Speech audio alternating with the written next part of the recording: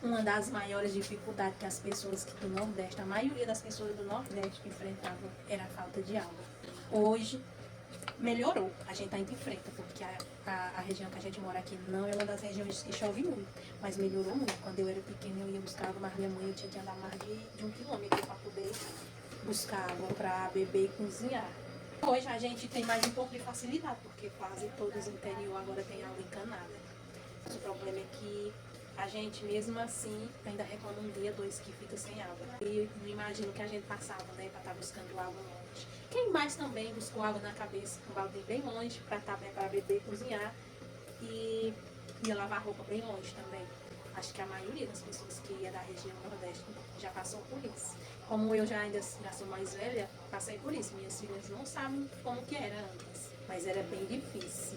E se você chegou até aqui, já deixa a sua curtida e o seu comentário aqui embaixo. E quem mais também passou por isso aí?